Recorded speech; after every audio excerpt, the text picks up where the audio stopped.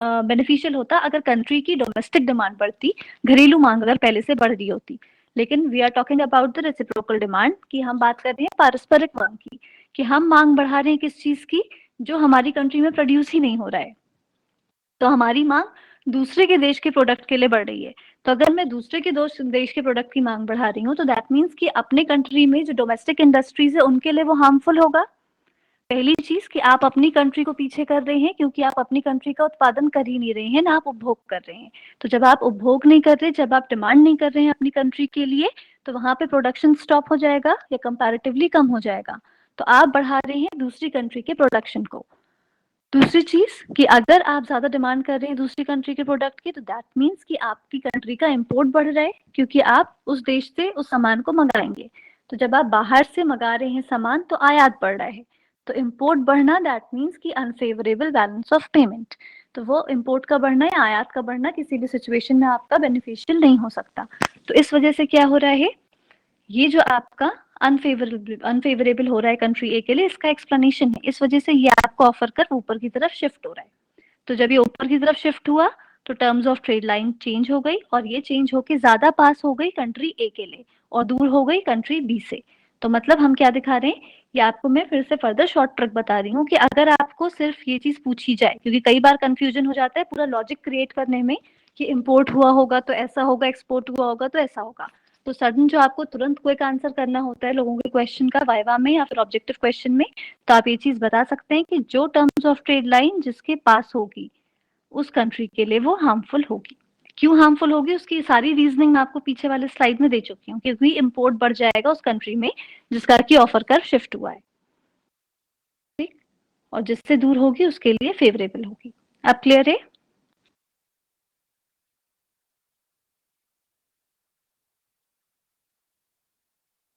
Sanjay, clear है आपका doubt?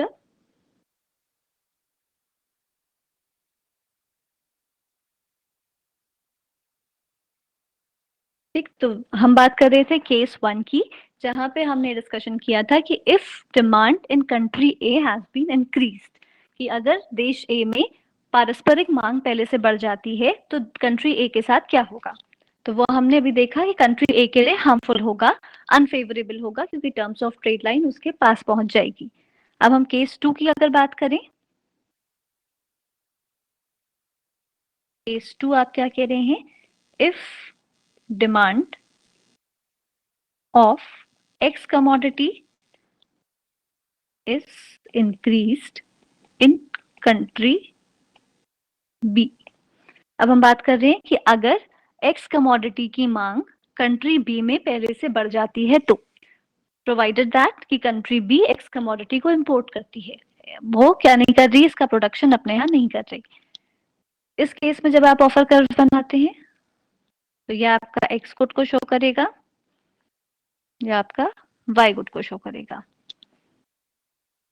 दो ऑफर कर्व आपने बनाए।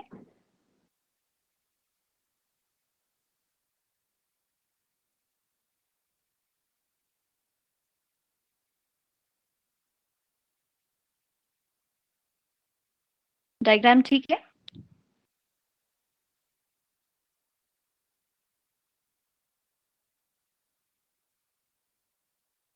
डायग्राम देखिए, डायग्राम ठीक है?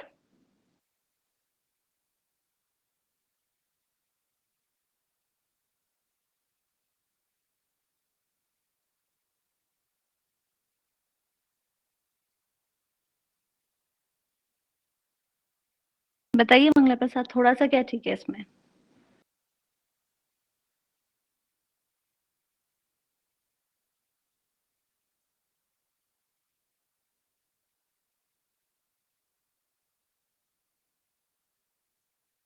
जो लोग कह रहे हैं थोड़ा सा ठीक है, जो गुड लिख रहे हैं जरा बताएंगे मुझको क्या ठीक है इसमें, जिनको गलती नहीं दिख रही है? पूरा ठीक है, ओके।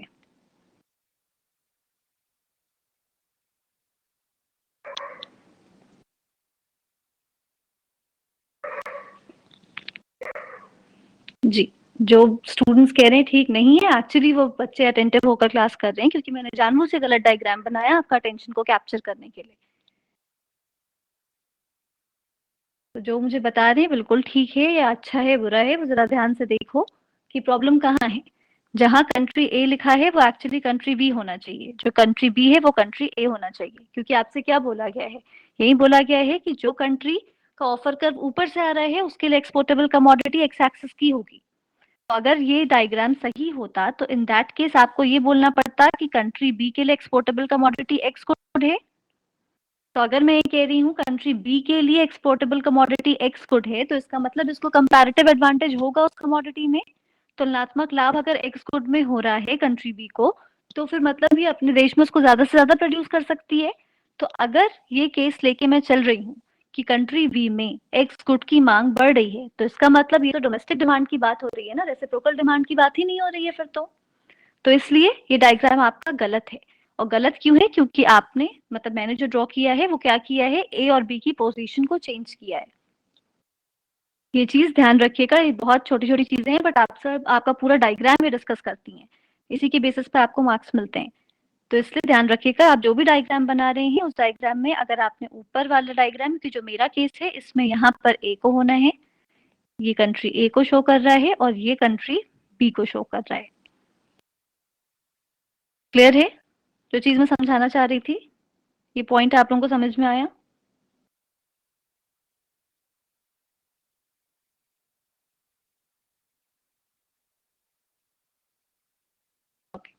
अब हम क्या देके चल रहे हैं कि कंट्री बी में डिमांड बढ़ रही है एक्स कमोडिटी की। तो क्योंकि हम कह रहे हैं कि जब आप डिमांड, वैसे तो आपका नेगेटिव वो होता है स्लोप, लेकिन जब आप ये कहते हो कि अगर मान लीजिए सप्लाई कर्व की हम बात करते थे, ठीक है, अगर मैं कह रही थी डिमांड बढ़ती है, अगर अर्लियर डिमांड डी है और डिमांड बढ़ गई तो डिमांड बढ़ के डी वन हो गई, ठीक, मतलब हम कहते हैं अपवर्ड शिफ्ट होता है जब डिमांड बढ़ती है। अगर कोई कर्व ऐसे स्लोप का होता है लाइक सप्लाई कर्व, ठीक है, एक बारी को याद करिए आप, सप्लाई कर्व का अगर कोई इस स्लोप का होता है और हम कहते हैं सप्लाई बढ़ गई, तो सप्लाई ऊपर की तरफ खिसकती है या नीचे की तरफ, राइटवर्ड शिफ्ट होगा या लेफ्टवर्ड?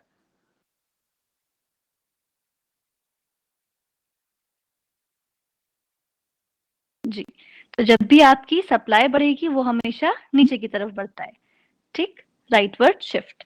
तो यही चीज आपको यहाँ पे देखनी है, जो ऑफर कर्व कंट्री बी का है वो आपका एक सप्लाई कर्व की तरफ है, पॉजिटिव स्लोप की तरफ है, ठीक। तो जब आप कह रहे हैं कंट्री बी में कमोडिटी एक्स की मांग पहले से बढ़ गई, तो ये बढ़ी, तो इसका जो शिफ्ट होगा ये नीचे की तरफ खिसकेगा। तो नया ऑफर कर्व आपका मान लीजिए सपोज ये बी वन हो गया, ठीक है, और पुराना वाला आपका ऑफर कर्व कंट्री ए में कोई चेंज नहीं आया, वो आपका पुराना ये ए वाला ही ऑफर कर्व है। तो अब terms of trade line change हो जाएगी या वहीं रहेगी?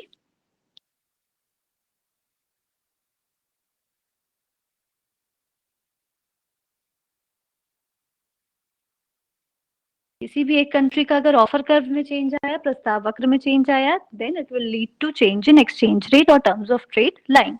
तो मतलब हमने अब नई टर्म्स ऑफ ट्रेड लाइन कहाँ से बनानी है, जो नया ऑफर कर्व और पुराने ऑफर कर्व को इंटरसेक्ट करे। तो नया ऑफर कर्व कंट्री बी में हमें मिला, क्योंकि कंट्री बी में एक्स कमोडिटी की मांग बढ़ गई थी, तो इसलिए हमें नया ऑफर कर्व मिला था ये बी वन, और पुराना ऑफर कर्व ए वन, ये यहाँ पे एक दूसरे को काट रहे हैं ये पॉइंट, ठीक। इस पॉइंट से अब आप जब टर्म्स ऑफ ट्रेड लाइन बनाएंगे,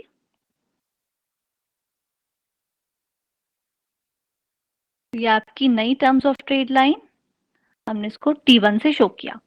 पहली टर्म्स ऑफ ट्रेड लाइन ये हम T से दिखा रहे थे, नई terms of trade line T1। तो अब ये जो आपकी नई टर्म्स ऑफ ट्रेड लाइन है, अगर आप इसको देखें तो इसकी डिस्टेंस B से इतनी और A से इतनी, किसके ज्यादा पास है, B या A?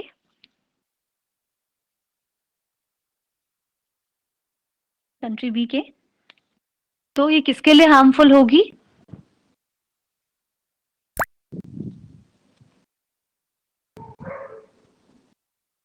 कंट्री बी के लिए, ठीक। क्यों हम कह रहे हैं, अगर आपको जो लॉजिक लिखना है, लॉजिक क्या बोलता है, क्योंकि कंट्री बी में इंपोर्ट पहले से बढ़ गया है, क्योंकि वो इंपोर्टेबल कमोडिटी की मांग को बढ़ा रहा है, क्योंकि रेसिप्रोकल डिमांड या फिर जो आपकी पारस्परिक मांग है वो पहले से ज्यादा बढ़ गई है।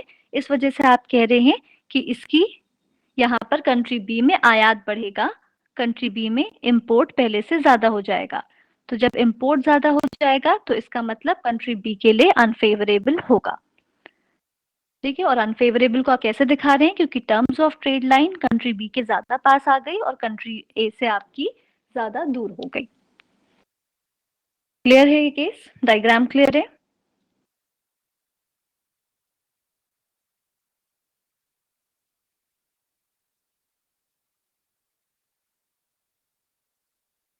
Is there any doubt class?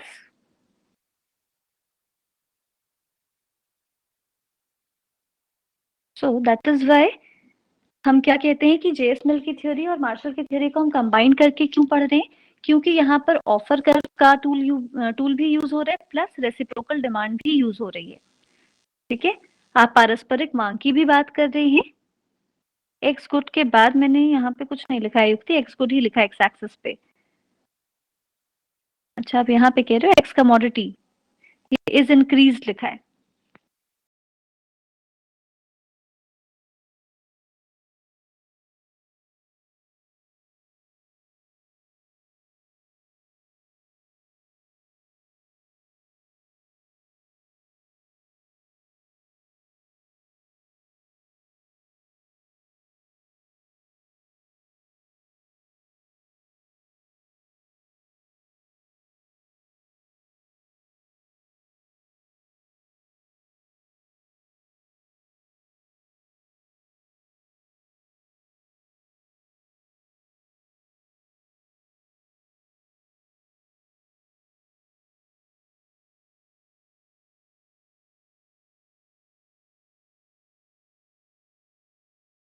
आप लोग एक बार रीड करिएगा फिर से, नेक्स्ट क्लास में हम इसके क्वेश्चंस को थोड़ा पुट अप कर लेंगे जहां पे आपको डाउट है, और फिर हम नेक्स्ट थ्योरी स्टार्ट करेंगे नियोक्लासिकल की। बी इंपोर्ट कर रहा है यहाँ पर एक्स को, अनुभव देखिए, जो यहाँ पर आपका बी कंट्री को ऑफर कर वैसे जा रहा है, इसका मतलब कंट्री एक्स इसके लिए इंपोर्टेबल है। किसी एक कंट्री पे आप कमांड कर लीजिए, दूसरी को ऑटोमेटिकली आपको क्लियर हो जाएगा।